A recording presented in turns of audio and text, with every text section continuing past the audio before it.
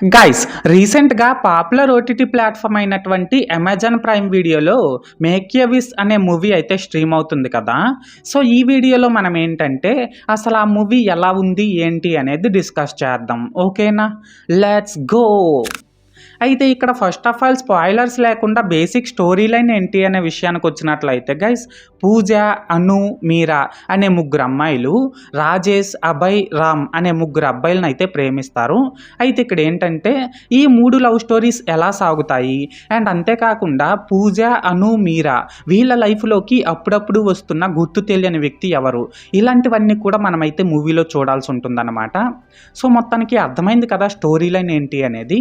అయితే ఇప్పుడు ఈ మూవీ ఎలా ఉంది అనే విషయానికి వచ్చినట్లయితే గైస్, మూవీ నాకైతే అస్సలు నచ్చలేదు.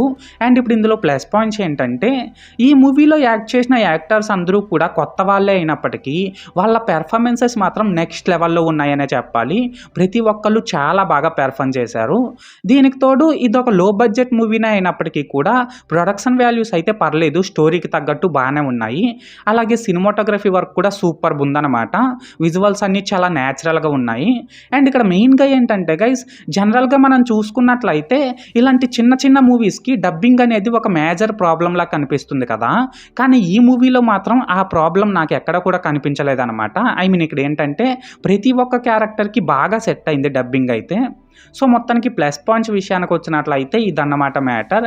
అండ్ ఇప్పుడు ఇందులో మైనస్ పాయింట్స్ ఏంటంటే గైస్, ఈ మూవీతో వీళ్ళు ఏదైతే పాయింట్‌ని చెప్పాలనుకున్నారో ఆ పాయింట్‌ని సింపుల్‌గా ఒక 30-40 నిమిషాల షార్ట్ ఫిల్మ్ ద్వారానే చెప్పేయొచ్చు. కానీ వీళ్ళు ఇక్కడ ఏంటంటే ఈ మూవీని ఒక ఫీచర్ ఫిల్మ్‌లా తీద్దామని చెప్పి రబ్బర్ బ్యాండ్‌ని బాగా సాగదీసినట్లు మూవీని కూడా 2 గంటల 15 నిమిషాలు బాగా సాగదీసేసి ఆ లాస్ట్ 30 నిమిషాల్లో చెప్పారనమాట ఆ పాయింట్‌ని. సో, ఇది ఈ మూవీకి పెద్ద మైనస్ అయిందనే చెప్పాలి. పోనీ వీళ్ళు చెప్పాలనుకున్న ఆ పాయింట్ అయినా బాగుందా అంటే అది కూడా పెద్ద ఇంప్రెసివ్‌గా ఏం లేదు. అండ్ ఇక్కడ ఇంకో చిన్న విషయం ఏంటంటే గైస్, ఈ మూవీలో నాన్ లీనియర్ స్క్రీన్ ప్లేని అయితే యూజ్ చేశారు. అయితే ఈ మూవీని కంప్లీట్‌గా చూడాలి అనే ఇంట్రెస్ట్‌ని, మూడ్‌ని చెడదొబ్బింది ఏదైనా ఉంది అంటే అది ఈ నాన్ లీనియర్ స్క్రీన్ ప్లే అనే చెప్పాలి. ఎందుకంటే గైస్ అంత కన్‌ఫ్యూజింగ్‌గా ఉందన్నమాట ఇందులో యూజ్ చేసిన నాన్ లీనియర్ స్క్రీన్ ప్లే అయితే. అలాగే ఇందులో ఉన్న 3 లవ్ స్టోరీస్ కూడా చాలా రొటీన్‌గా అండ్ బోరింగ్‌గానే ఉన్నాయి.